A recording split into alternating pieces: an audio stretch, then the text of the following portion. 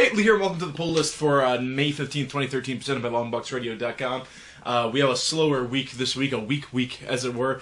But here are the books I picked up this week. There are only 3 of them, but one of them is Supergirl, number 20 there, for Michael Allen Nelson. Of course, we got Power Girl on the front there, and the Booby Window is back in all of its glory. And I mean, honestly, Power Girl fans never get creepier than when it comes to that Booby Window, which is definitely, you know, iconic as the bat symbol to many of us, but there it is, standing over Kara there. Going over to Marvel, we have Age of Ultron, book 8. I believe there's 12 left.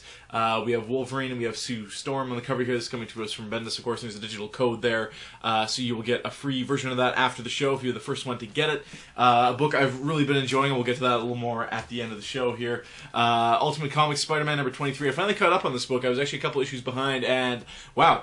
Cool stuff. You know, not really a spoiler because it's been out for a month, but basically Miles Morales' mom met her fate in the crossfire during a fight in the hospital with the symbiote Venom. Really neat. Miles is, you know, giving up Spider-Man, the Spider-Man No More, which, you know, that's never happened before, but it's kind of, you know, he doesn't want any part of it anymore. Like, he's become the target. This Venom symbiote came after him, knowing full well where he lived, thinking his dad was the Spider-Man, put him in the hospital, came back after him and stuff like that, and just was trying to kill him. His corporation trying to find out how he became Spider-Man, how can they make a Spider-Man of their own, of course, for evil purposes. So super cool stuff, but after his mom, of course, meets her fate, he's given up on Spider-Man. It was a really bittersweet moment where the Venom symbiote's kind of like enveloping Miles, and it's about to kill him, and his mom, you know, cries out, "Don't harm my son." At that point, you know, we didn't know that you know, his mom really knew the truth and all that kind of stuff, and her dying words is like, "Hey, don't tell your father no matter what."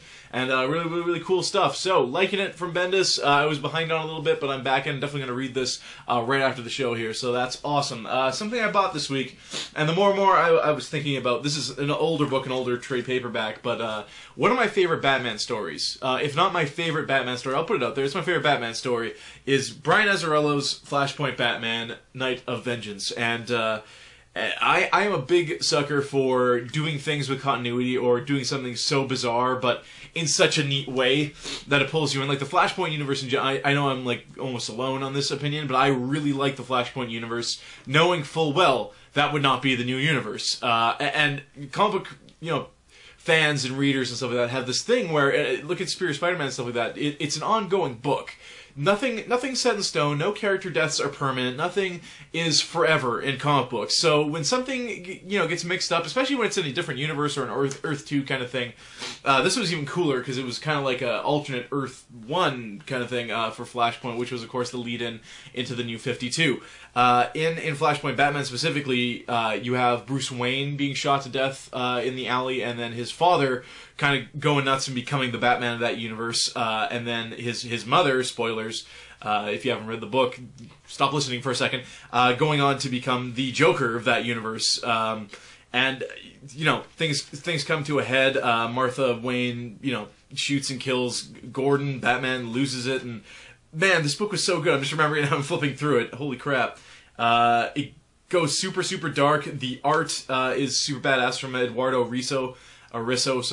And like I said, Brian Azzarello was writing it. It was one of the first things I really read of his, which made me read a lot of his other books and stuff like that, which I'm glad I did. They don't have just the Batman in trade paperback, so it actually comes with, I believe it comes with Dead Man and the Flying Graysons, Deathstroke and the Curse of the Ravager, and Secret 7. I owned and read most of the Dead Man books. I did not touch Deathstroke or Secret 7. So do I recommend the book? If you like alternate takes on Batman, you want a really cool, it's just a 3-issue mini Batman story, I highly recommend you either just find the issues or pick this up. I think it's like $18-20 or something like that. I really did enjoy the Flashpoint universe. I had a long talk when I picked up this book about continuity and about stuff like that, and about the Iron Man 3 movie with Justin from Galaxy Comics. And our whole thing was, like, if you're going to tell a great story, let it stand on its own. Like, just tell a story. Look at books like Old Man Logan. Look at something like, you know, more contemporary, like Daredevil, End of Days. Look at Age of Ultron, for that matter. These are all stories that are told completely out of continuity, but we embrace them, we enjoy them. And I'm not saying there isn't great stories in continuity. In Batman as an example alone, we have something like Hush and stuff like that that are great books in continuity, and there's a place for those as well. But I'm saying, you know, there's so many comic book writers out there. They all have, you know, since they're 13, everybody has their own version of Batman they would tell if they could. This, I mean, was Brian Azzarello's, I guess, and it was friggin' fantastic. We need more of that, and we need comic book fans, I think, to be more receptive of it. No one is a bigger Spider-Man fan than Dan Slott. He's proved that. He knows the character in and out. And you better believe if he wasn't the one writing Spear Spider-Man, he'd be the first one on Twitter being like, "Oh my God, how could you?" But have faith in the man. He will do right by Spidey. He will do some interesting stuff with it. I understand if quite simply your problem with it is Peter Parker is Spider-Man. That is it. There's no ifs, ands, or buts. Then yeah, you can be upset for the next couple of months before it goes back to the way it was, and it's just a blip on the radar. Remember, like, One More Day and Brand New Day and all that crap. We got over it. We'll get over this. So what I'm saying is, it's good to outstep your boundaries once in a while. Continuity is a big thing to comic book fans, myself included, I know. But when it comes to the movies, it comes to something like Iron Man 3 with the Mandarin and stuff like that, it's their take, and the point is, did you enjoy it? It's disappointing that you won't maybe see the representation of Mandarin in the movie that you were hoping you would, that you've read in the comic books. But as it stands, was it entertaining? Were you entertained? Was it a neat take on the character? And that's a really big thing with Flashpoint Batman. So check it out. Because I mean, ultimately, if we don't embrace change like this and continuity, people actually be able to take liberties with characters and do cool things. Comic book characters and superheroes and stuff like that are going to go the way of universal monsters like Dracula and Frankenstein, where they're a joke. There's the select few that they're still on a classic pedestal and they're the first and the best. But in 100 years from now, maybe we'll look at Batman and Superman and they'll just be like a Mad Magazine joke. So stuff like this keeps it fresh, keeps it really interesting, cerebral, and cool. So that's why Flashpoint Batman is one of my favorite Batman books. It's so messed up. I have the Thomas Wayne Batman action figure as well, which I think is super, super cool. And that's that. So I'm going to enjoy this. Not a lot of other books this week. We're going to try and get an LBR podcast out this week.